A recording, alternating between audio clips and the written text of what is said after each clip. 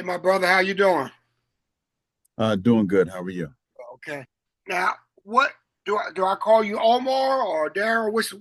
How, what do you wish? Omar's fine. Omar's fine. Omar's fine. Okay. Yeah. I appreciate you joining us. Okay.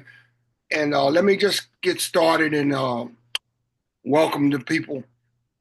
Welcome to the Eruption of Possible. I am your host, Dr. Kevin H. Abdul Rahman. We are here to introduce a narrative that is rare and that you may have never heard of or discussed. Our focus is on the successfully transitioned ex offender, which is a hidden community in America because no matter how great their achievements are, once their past is revealed, they are usually judged by what they did and not who they have become. We would like to create a new narrative that illustrates these people as fathers and mothers, as breadwinners, as citizens, as people who make the most of their second chance, and mostly as former practitioners of crime and violence who have discarded their criminal past to be a vital part of defining how we address the problems of crime and gun violence. I want to quickly run through a few numbers for you. The Bureau of Justice estimates that more than 600,000 people are released from state and federal prisons in the United States each year. Additionally, about 9 million people are released from local and county jails annually. With more than 23 million ex felons in America, only 2.2 million are incarcerated. So that must indicate that we're doing something right. In a study by FWD.US and Cornell University, nearly 1 in 2 American adults has an immediate family member who is currently or has previously spent time behind bars. We probably can assume that the rate in Black and brown communities is even higher. According to a study by the RAND Corporation, 3.8% of small business owners have a criminal record. More than 1.7 million are employed by them. Within the group of business owners who have criminal histories, approximately 433,000 have a history of felonies. This is a narrative we want you to reflect on, the successfully transitioned ex-felon. Today's guest is Reverend Adaro Omar Fisher, and I want to welcome you, Omar, and thank you for joining us. And to get started, let's start with a little brief history of how you got involved with prison ministries. I was reading your bio, and I saw how you got involved. So let the people know, number one, how you started out from a child all up, and of course, I think you talked about a childhood friend kind of was part of the motivation. Absolutely. So how I got involved with prison ministry is basically it was a friend of mine who I grew up with in Charlotte, North Carolina, Mhm. who got involved in criminal activity. Mhm. We were supposed to be going to college around the same time. I went to college, um, and he ended up going to jail, going to federal prison. Right. So uh, we were about the same age, and it was my first experience of knowing somebody Mhm. closely who had Right. gone to the prison. And Mhm. so uh, I ended up going to visit him while he was incarcerated. Right. Was this in And Charlotte? Was this in North Carolina? he committed the crimes in North Carolina, but Okay. he was incarcerated. When I went to go visit him, they had shipped him to the Federal Medical Center in Lexington, Kentucky, Okay. FMC Lexington. Okay. So I had gone out to Lexington, Kentucky to I go and got you. visit him. Right. And up until that point in my life, I had never stepped foot inside of a prison. I was about, I say at that time, I was like in early 20s. I had never stepped foot. So I had no idea what the experience Talk about was. culture shock, right? Culture shock. And I only knew what I heard or seen or saw on a TV or movie or something. Right. And so, but when I walked in that first time and saw it, it opened my eyes. Yeah. Needless to say, um, they lined them up. I still remember, this is 2000. This is early 2000. So this is 20 years ago. Right. Um, but I still remember them lining them up against the wall in front of Hmm. their loved ones, Right. calling them by a number and not by Right. their name. Right. And I Right. just remember that whole process and just thinking to myself, like, wow, why, this is no fun.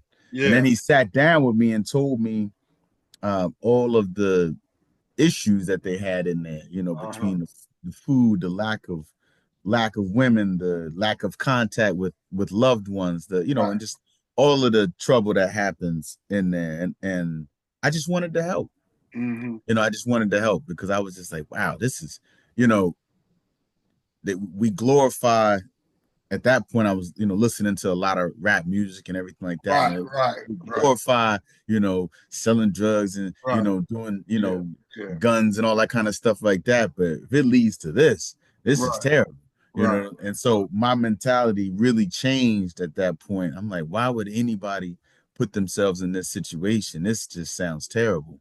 And Hmm. so, and the thing he said that really struck me, I remember at that time, was when he said to me, as bad as this place is, a lot of these guys have been here before. Right. And I said, my goodness. And so I had never even heard the term recidivism. Uh-huh. Went home, looked it up, and I saw the recidivism rate, and I was like, wow, this is not good. And so I just wanted to help. And so I got We're gonna talk about that too, this recidivism him. rate. Yeah. Keep going. Yeah. So I went home and got involved. I actually looked it up on the internet and got involved in prison ministry. It was just that simple. I looked up a couple on the internet and called one of them. One of the guys was like, "Well, we're having a meeting this week.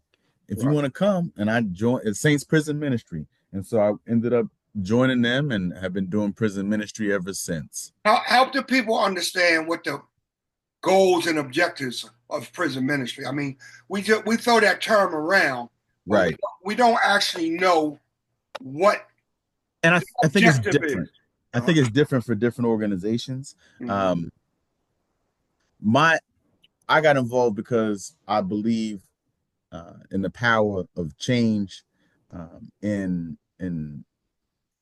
Jesus Christ, and so Hmm. as a believer in Jesus Christ, as one who believes in his life changing um, uh, spirit that indwells those who believe in Him, I truly believe that a man who knows Christ can become, as the Bible says, a new creature, and so Born again. born again, old things passed away.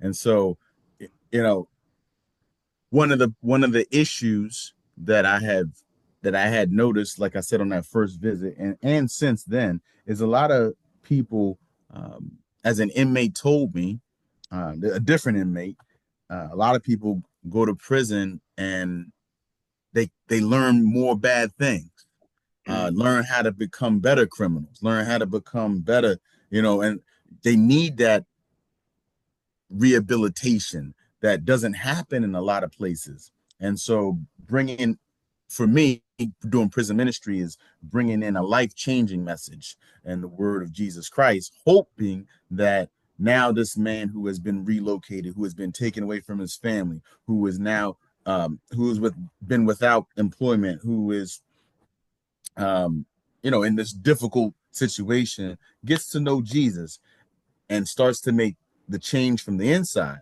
because then a lot of things on the outside can start to change. And so that's what I believe prison ministry is. Let me say this. First of all, that's a fallacy that guys go to prison and learn how to be a better criminal. Because number one is that most people in there, especially people doing long terms, right?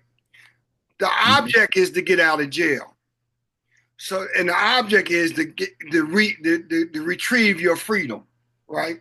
So Right, your behavior and things are designed that the institution will approve you if, let's say, if you're coming up for parole. So you ain't in right, there trying to learn how to, cut dope and all that kind of stuff. A lot of people say that, but prison is such a when you're a human being and your freedom is taken away, and your whole life is a understand your whole life is a life of restrictions.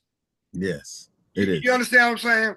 It is. So a lot of people they put that out there to to as a I want to say scare tactic to the public. You follow what I'm saying? First of all, number one is you got guys. I spent 10 years in prison, and I'm going to tell you, I'll admit, there's guys that I hope never get out. You understand what I'm saying? Not because they're such a bad people, because they're not going to do right. They just what's that the character in the movie Life can't get Can't do right, right. can't Can't get get right. right. Yeah. Yeah, they just can't get right. You understand what I'm saying?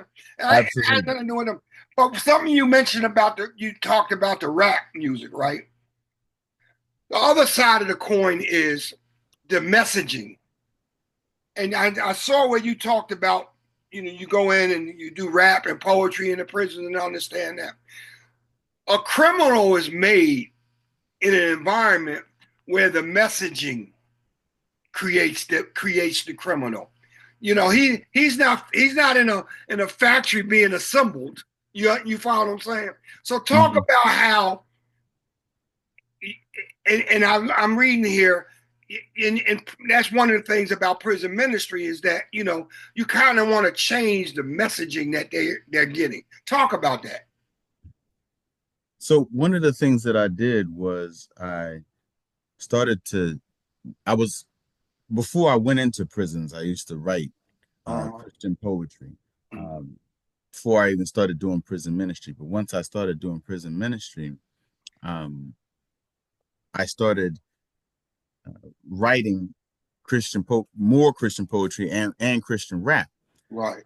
with the idea of maybe this is something that I can use to convey the message that I'm trying to convey to these men. Mm-hmm. Maybe they put it in a way that sounds familiar, Mm-hmm. but a different message. If we can talk about drugs, guns, violence, uh, being disrespectful to women, Right. make it catchy in a song. Why can't we talk about Jesus Right. and being a good father Right. and trusting God in the same sort of in the same style of music? And so that's actually where that came from. I remember I was in a juvenile detention facility one of the times that I was performing, and one of the young men came up to me afterwards. He's probably like 16, 17, 18, somewhere around there. Mm-hmm. And he said to me, I didn't even know rap could be clean. Right. And that was the validation or the confirmation that I needed. Right. And I kept going with it and just trying to take the time to make something that was catchy, something that was fun to listen to, but Right. that had a positive message and steer Right. them in the right direction instead of pointing them in the wrong direction. Right. Because yeah, we all are products of messaging, I Right. believe. Exactly. We are. We are. We I all mean, are. words make people. You know what I mean? Like, Absolutely. and it's important for people to understand that a criminal is it's almost like with this whole concept of messaging. Because remember, positive rap has been out there, but Yes. but the marketing of it has not been there. You understand Correct. what I'm saying? Correct. So Correct. a guy wants to get a record deal, he got to do what the record producers are asking of him. You know what I mean? That's And correct. but it's very important to understand the core, and I want you to talk about this, the correlation between family support, community support, and in that support, people hear the language of goodness and not the language of evil. And I think, I think, the whole purpose of prison ministry is that you see that, you don't see them as a devalued human being. You see them as human beings. You know what I mean? Absolutely. Absolutely. You know, Go ahead. my mentality walking into the prison is, first of all, they're just like me. Right. We're all uh, created by God, children of God. We've all fallen short. There's no difference between them and myself. I tell them, and I say it kind of jokingly, but I said the only difference between the two of us is you got caught. Right. But Well, well, well, I well. think I, One thing. One of the Christian sayings that is very popular, but it's true, is "but for the grace of God." There go. absolutely, You know. absolutely, Yeah. absolutely. But So I go will, ahead. to speak to the family connection of loved ones. Mhm. That's a heavy topic. I think that there's a lot that can go into that. Right. First and foremost, I will say, you know, I had never heard the term "out of sight, out of mind" Right. uh, used in the context of that it's used in the penal systems, or Mhm. people literally being forgotten of, uh, or feeling like they have been forgotten of by their loved ones and their family members. The friend that I told you that I went to go visit, um, when I first started, that motivated me to start prison ministry in the beginning. He was somebody that was very popular. We were in our early 20s. Right. Somebody who had a million friends. He was involved in a lifestyle that, strip club and Right. make it rain and all that kind of stuff. Right. And I remember him telling me, and I went to visit him about 3 months into his 4.5 year sentence, and he said, you, my mom, and his girlfriend were the only people that came to visit him. Right. And it, that support. Well, I think there's a lot of levels to it. First of all, you really find out who cares about you. Um, Fortunately, and maybe unfortunately, a lot of men have told me, they people who they thought were their friends, people who they thought would support them, people who they thought would write them a letter, send them something, never heard from them again while they were incarcerated. But on the same token, you also find out people who truly do love you and care about you, and truly are there for you and are there to support you and encourage you through the process, come visit you, send you things. And so it may not be uh, the people who you think it is. It may be, a grandmom. It may not be the homie that you were hanging Well, out with for the last 10 years. But I think it's important to have somebody.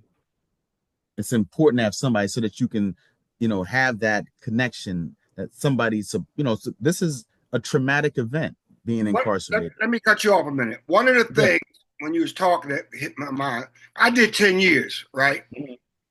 So the idea that no that you don't have any support, I had to come to terms with this idea is that I was going 10 years.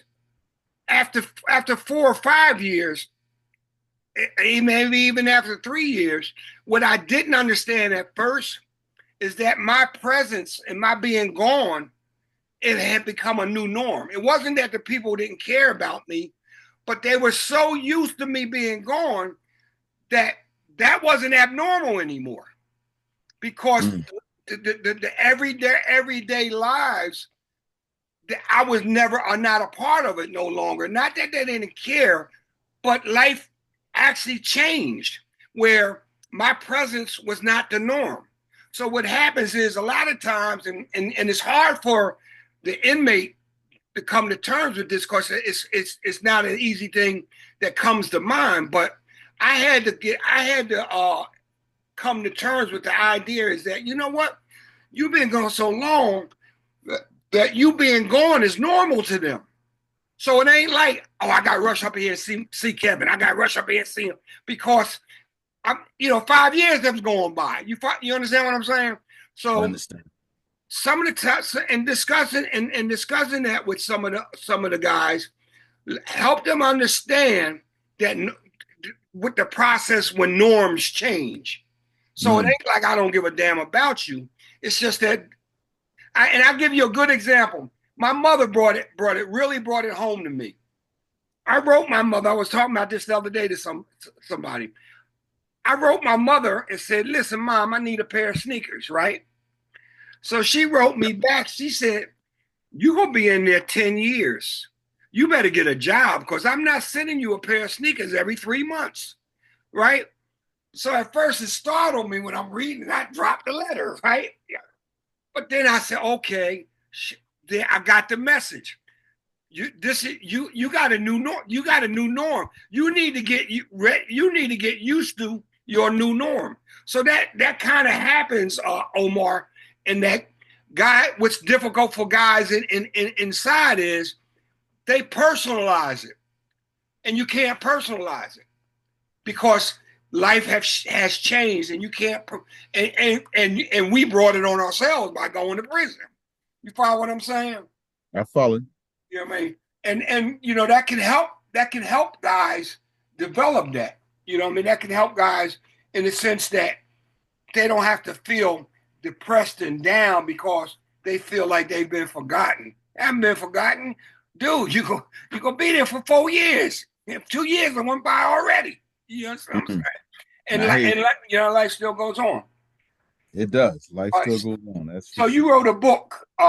You wrote a book back. When was that? Back in 2007, huh? This been a minute, huh?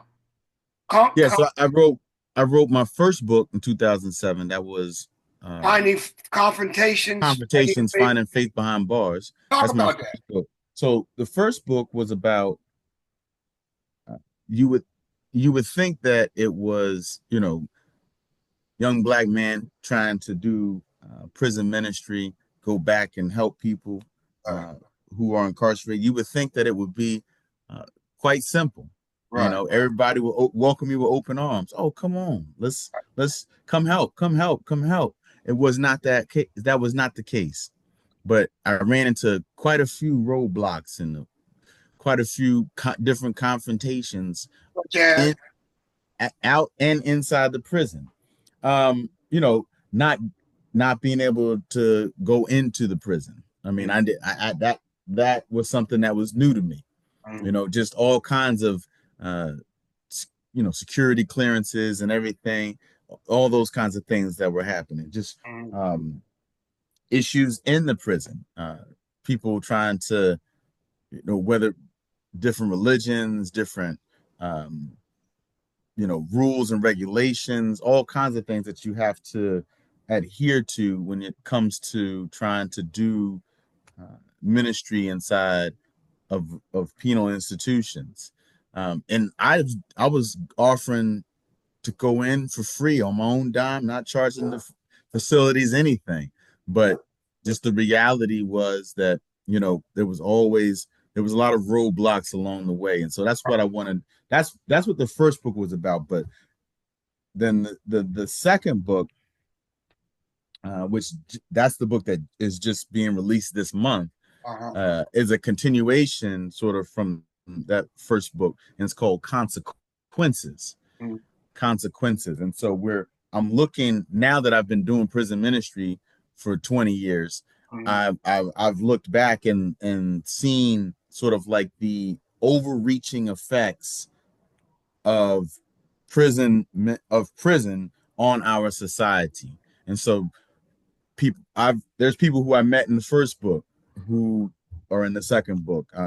For instance, I give you a good example. As a young man I met, he was in Indiana State Penitentiary in Michigan City, Indiana. I met him at 23 years old. He had been incarcerated for 3 years.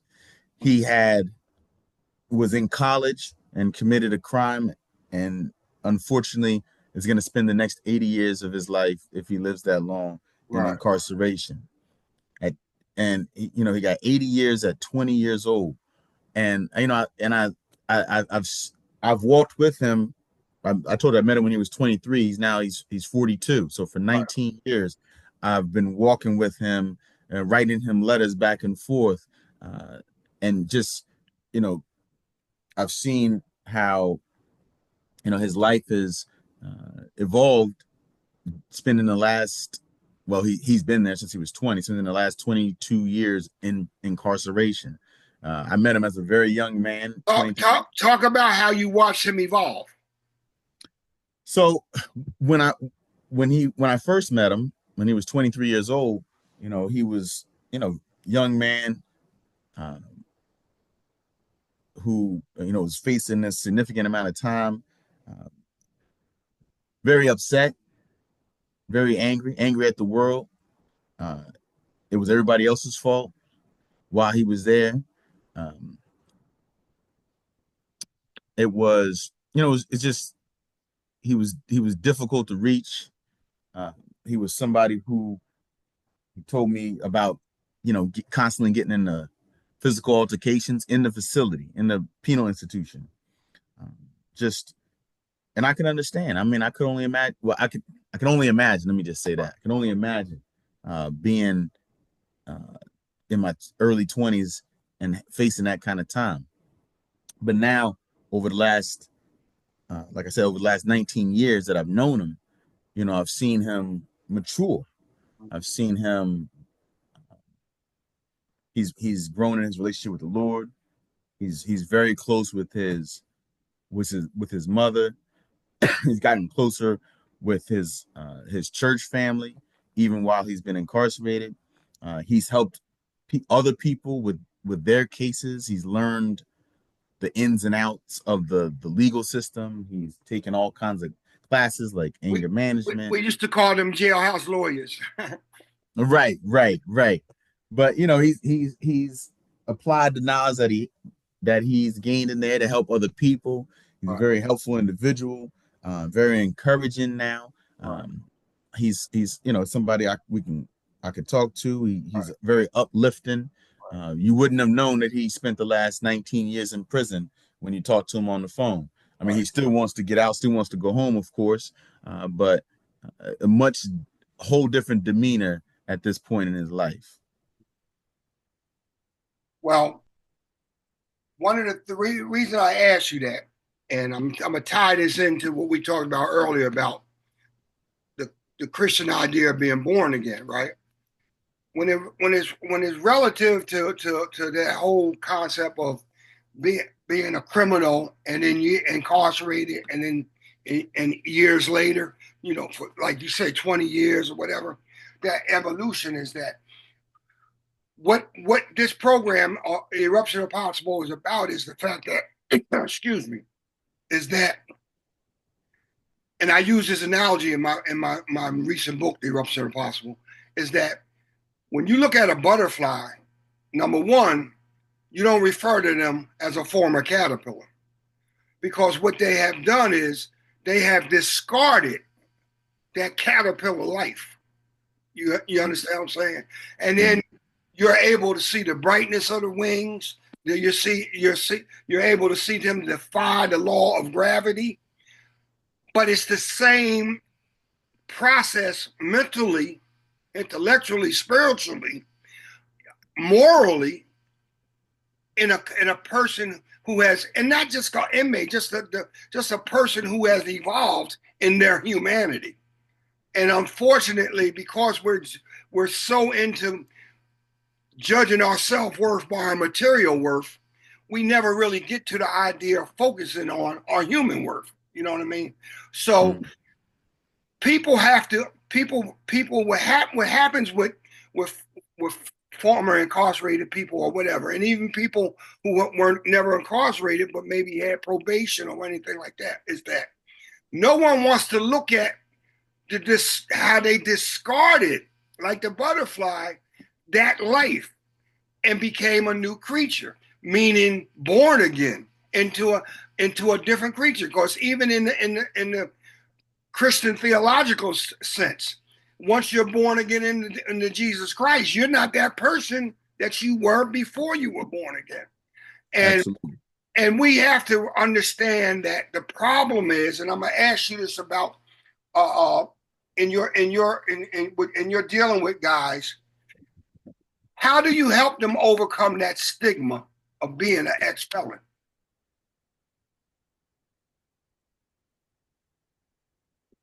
I think it's that's the stigma um is something that comes from the outside. Right. Definitely. Yeah. You have to know who you are Okay. on the inside. Right. I'm a I'm a child of God. I'm born again. I'm saved. I'm sanctified. I'm a new creature in Jesus Christ. I'm filled with His Holy Spirit. Right. That's who I am. Hmm. Now, on a somebody else might try to, you know, project onto me who they think I am, Hmm. who they may perceive me to be, Right. based on my past. But Hmm. that's not where I'm living. Hmm. That's not where I exist anymore. And so, and that's part of life. That's not just, with formerly incarcerated individuals. That's that's part of life.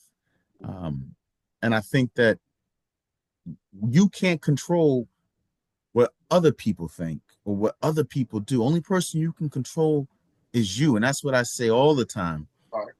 in the church and in the prison. Only person you're responsible for is you. Who are you? What are you doing?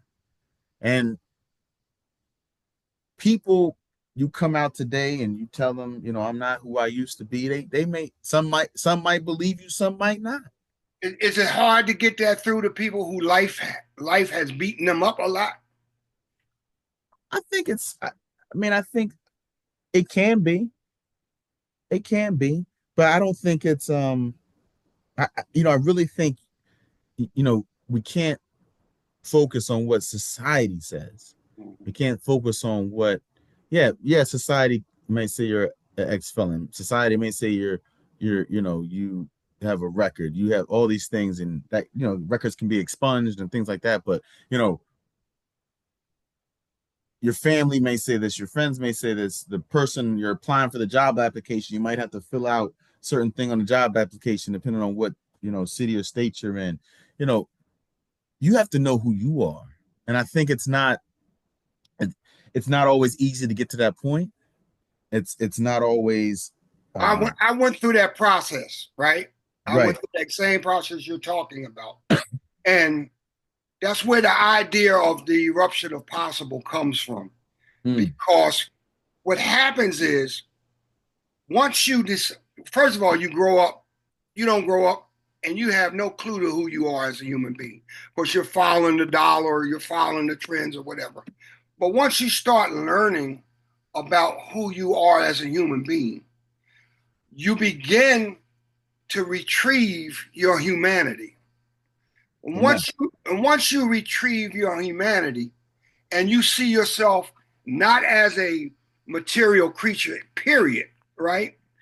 But you see yourself as something higher than your own material worth, then the possibilities, and that's why I say, and there's an eruption of possible, because the Right. possibilities of your human potential becomes unlimited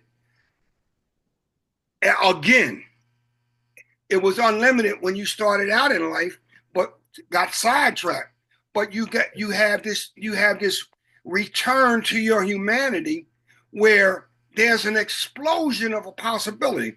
Now, and I say this on every just about every conversation I have. When I got out of jail, I have a doctor's degree. I was a college athletic director for 23 years, post prison, right? When I got out of prison, I didn't have any plans of getting a master's degree, a doctor's degree, or being a college AD or whatever. The only idea I had when I got out of prison was I knew what I wasn't going to do. I didn't know what I would have was going to do, but I knew what I Right. wasn't going to do. But Mm, in that concept of knowing what I wasn't going to do was also the discovery of, and what you're talking about, it was also the discovery of who I was. So what that happened is by being reunited with my humanity, the possibilities for me became unlimited. So what I never even imagined of becoming, I became. And Absolutely. I think it's important as people who try, especially with juveniles who who Yeah. who really are the target of for lack of a better term, the wicked evil, whatever, you know what I mean? But Hmm. uh it's important to help start that journey. You don't have to be there every step, but you might have to be the first domino in that process. Because if you align your affairs right, all you got to do is knock over the first domino and everything else will fall in place. That is one of the most difficult things for somebody in prison or a returning citizen coming out of prison is because number one, you don't have no money a lot of times. You need a job, you need this, and then you're threatened with the potential of somebody finding out you've been in prison. Hmm. So the whole idea is that, like you said, you got to stay. You got to not only do you have to embrace who you are, like you were just talking about, but you got to stay with that. And I think as a support uh, community, we have to help them stay with that because they can believe that, but they're going to be tested, and we got to be there when those times of challenges come to them. Let me tell you something. When I got out of prison, the easiest thing for me to do to get money was to go back to selling the hustling, right? Right. Right. That was easy for me. You know what I Easy. mean? You understand? Natural. Yeah, but it wasn't on my agenda. It, Right. it wasn't part of my agenda. You know what I mean? So Absolutely. that's something that we have to. Now we only have like 3 minutes left. I'm 72 years old, right? What is it like being amongst your peers? Which I'm certain. I don't know how old you are, but I'm certain you're part of the hip hop generation, or you grew up doing it because you talked Absolutely. about it. You talked about growing up doing the hip hop generation. What is Hmm. it like trying uh, uh, uh, uh, to help what we just talked about, people resurrect their lives from this whole hip hop mentality, hip hop generation. Is it this different, or is it the same thing? A human being is a human being. I mean, what do you think? Well, I will say human being, but I will say that with the music, with this generation, and every generation, has their thing, but so many negative ideas have been proliferated through the music, and people gravitate towards this music, um, and it's catchy, it's artistic, these people who make this music are talented individuals, and the Jay-Z's, the P Diddy's, That's all of right. this, all these stars. Kendrick Lamar's performing at the Super Bowl, Right. and his song is a diss track of another black man.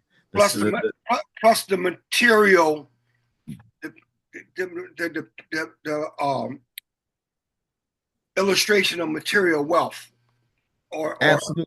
yeah, Well, it glorifies, right. money, glorifies Right.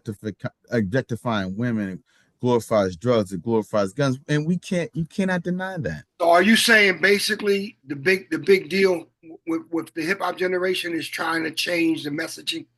Just trying to change the message, Okay, putting words together right. to a fancy beat. That's all good, but we can change the message. We can change the message, and it doesn't take that much. We It got less take than, we got less it, than 1 minute, so I don't want to yeah. get cut off, but I want to spend these last few seconds letting you know how much I appreciate this conversation, how much I appreciate what you're doing, and just let the people know are you still at Phillips Baptist Church in Philadelphia? I'm at Geiger Memorial Brethren Church, 26th and Lehigh, Okay. Philadelphia, Pennsylvania, 19132. So if people in the community wanted to look you up, that's where they could come, right? 10:30 a.m. service on Sunday morning. Come Repeat, come see me. repeat, repeat that one more time. Geiger Memorial.